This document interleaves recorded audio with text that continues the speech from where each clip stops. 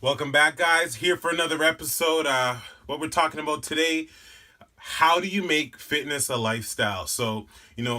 Over the years that I've worked in this industry, a big thing that I hear all the time is, Dan, how do I make this work for me? I can't seem to find a rhythm.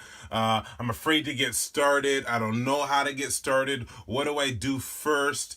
Some of the very similar questions, arise out of the clientele and out of interested parties nonetheless. So, guys, one of the biggest things I think that you want to realize when we're talking about fitness and making it a lifestyle is, first thing, you need to define what you think fitness is. All right, so people have different definitions. If you were to ask me what a definition of fitness is, I would say, I guess it's an acquired level of activity that you feel challenges you to an adequate rate. And so what does this mean? It could be transient through football, basketball, tennis, swimming.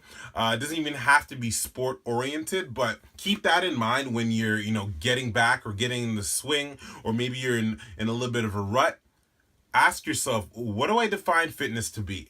Right, because a big thing that you'll find in your health and wellness careers is that people will tend to run what we call the rat race. So the rat race is, most people don't go to the gym. Most people aren't active, and for the ones who are, they're in that wheel, that hamster wheel, running the rat race of everyday life. So they show up at the gym, morning of. Morning of, they show up and they say, hey, I'm here. They do their workout. At the end of their workout, how do they feel?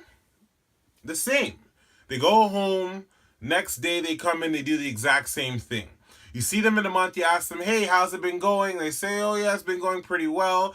How are things going? How are your goals? I think I'm kind of working. I'm not really sure. They really don't have an explanation as to what's going on.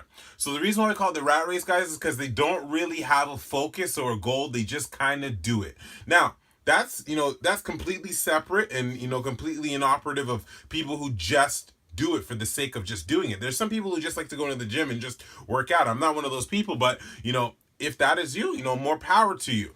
But understand the thing that keeps you locked in and motivated for your successes is first of all having some sort of goal, right? So define what fitness is for yourself, guys. Understand what fitness is. Understand what the level that you are trying to achieve is. Whether it be unreachable now, whether it be right outside of your grasp. Really, really define it. Lay it down. Write it out. You need to visualize it. You need to talk about it. You need to touch it. You need to do as much as you can, guys, to really enamor yourself with fitness. All right. Second thing, huge, huge, huge, guys. Get rid of social media. All right. Now, when I say this, guys, it sounds like I'm joking, I'm kidding, I'm serious. The majority of our thought processes, our beliefs, our misnomers around health and wellness come from social media. If you were to go and turn on your Instagram page or open up your Facebook account, the first thing you're going to see is either a really good looking dude, a really good looking girl, six-pack abs, or overly large breasts, or something that you probably just don't have. So what does that make you do? Does it make you feel good? No. Does it motivate you? No. You sit there, some of you might scroll through a few of the pictures. Most of you think, oh, I wish I had that body. Are we ever going to get through wishing? No. This is not osmosis, guys. We don't just touch it. We don't breathe it. It doesn't just happen. You need to really understand what you're striving towards. A lot of the things you see online, a lot of things you see, in postings and commercials and all this stuff, a lot of this is fabrication. So this is not what, a lifestyle of fitness is meant to be. Just because someone does something a lot doesn't make it a lifestyle, guys. Just because someone looks a certain way doesn't mean that they even have a lifestyle. Guys, having a lifestyle without a life is what? That's not a lifestyle. That's nothing, right? So keep that in mind when you are, thinking about taking that path. Firstly, understand what your goal of fitness is, and then second, get rid of your social media. And if you can't get rid of it, guys, dilute it, change it, right? Much of your social media is structured around what you search. So take your mind out of that place where you need to, search for that gratification of seeing the visual and understanding it and eating the visual. take your mind off of that and focus on things that are going to be more productive for you. So think about education, think about information. Those two things are really going to allow you to redirect your focuses and give you a better understanding on what you really want out of your health and fitness, health and wellness career in general. Okay, so now the third thing, probably one of the most important things to really focus in on, guys, go have a consultation. So why do I say go have a consultation? It's super duper important, guys. You can't just analyze and listen.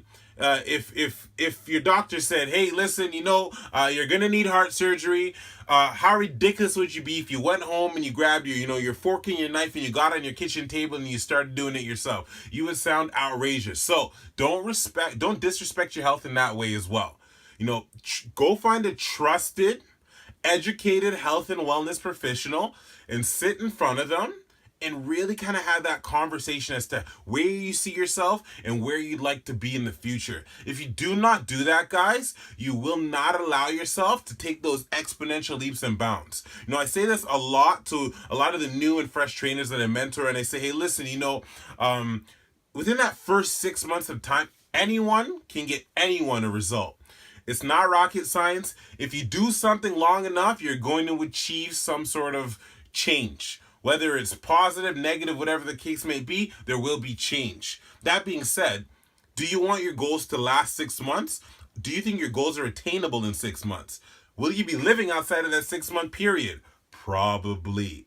So keep that in mind when you're crafting your goals. Go see a professional, get some professional help. You don't need to even take them on. I'm not talking about a trainer. I'm not talking about, the online fitness guru who's going to get you ripped abs in 2 days, whatever. No, go just do a consultation with a health and wellness provider so you have a good understanding of where you need to go. Whether or not you decide to continue them after that is totally up to you.